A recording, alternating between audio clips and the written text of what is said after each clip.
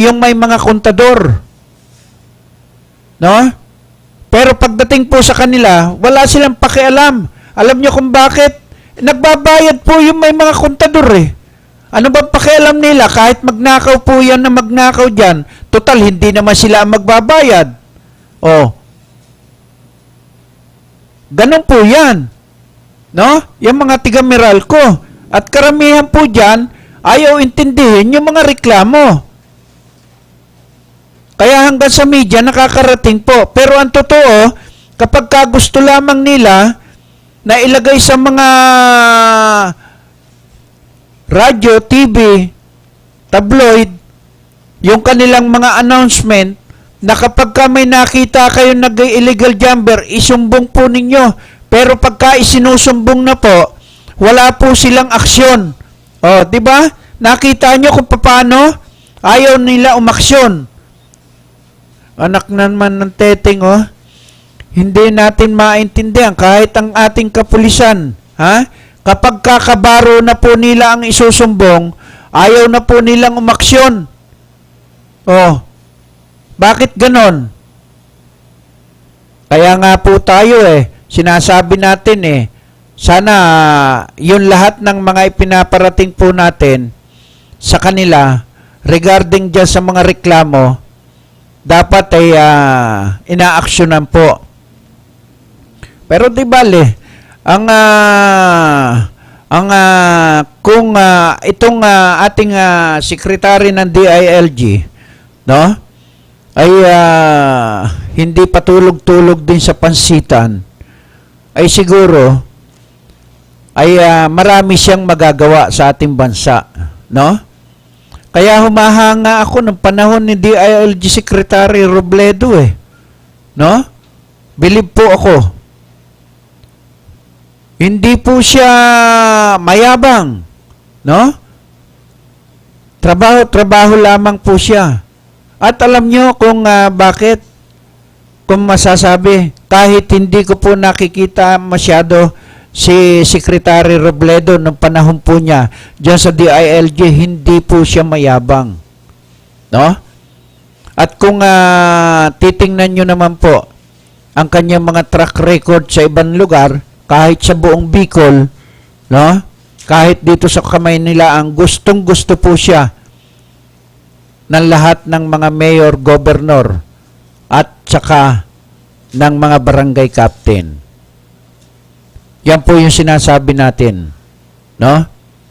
Pero di bale, sa mga susunod na araw, sa susunod na Martes at Merkules, tatalakayin pa rin po natin yan. Yung mga illegal connection na yan, 1602, at saka yung iba ay na hindi sumasagot, kagaya ng mga illegal jumper po na yan, ay tatalakayin po natin yan. Pati itong si PO3 Villanueva, tatalakayin pa rin po natin yan hanggang hindi po yan nahuhuli.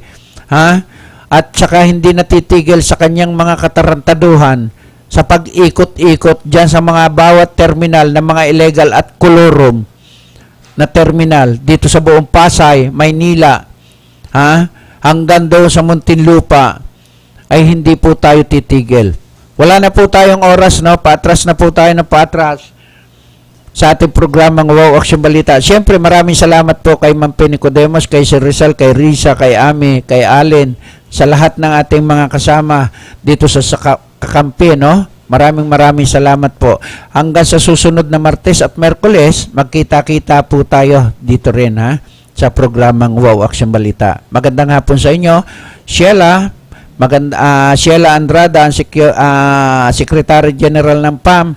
Magandang hapon sa inyo, no? At saka siyempre, ang second nominee ng ating Nicodemus Velas, Governor Egay Talyado, no? Magandang hapon sa inyo. Bye-bye.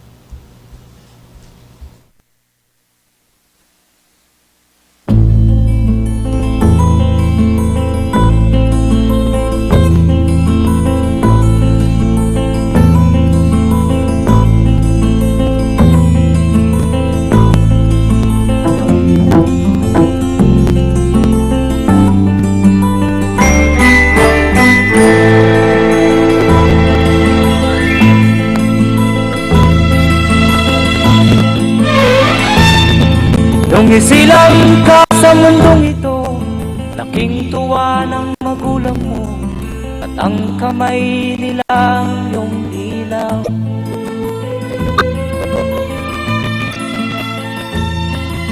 At ang nanay at tatay mo'y di malaman ang gagawin, pinamasdan pati pagtulog mo.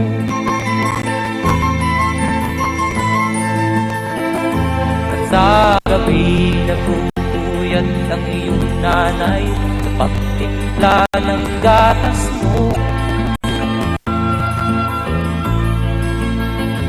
At sa umaga na may talong ka ng iyong amang tuwang-tuwa sa'yo.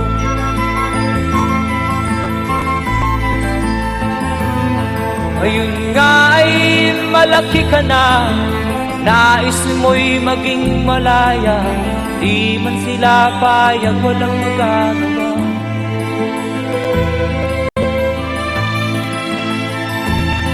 Ikaw nga ay biglang nagbago, naging matigas ang iyong ulo, at ang payo nila'y sinuway mo. Di mo man lang iisip na ang kanilang pinagaway para sa'yo.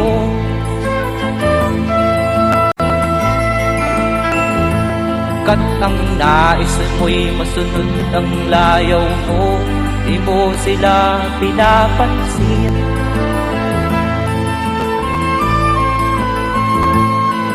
Nagdaan pa ang mga araw at ang landas mo'y naligaw, ikaw ay nalulong sa masamang bisyo.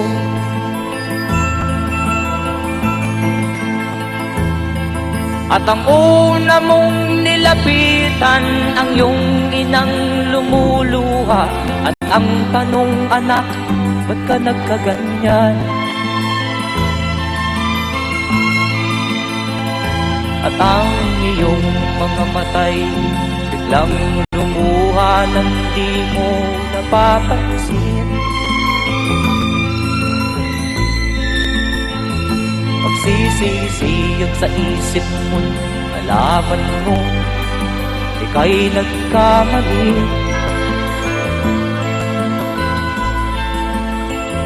Magsisisiyag sa isip mo, alaman mo ika'y nagkamali.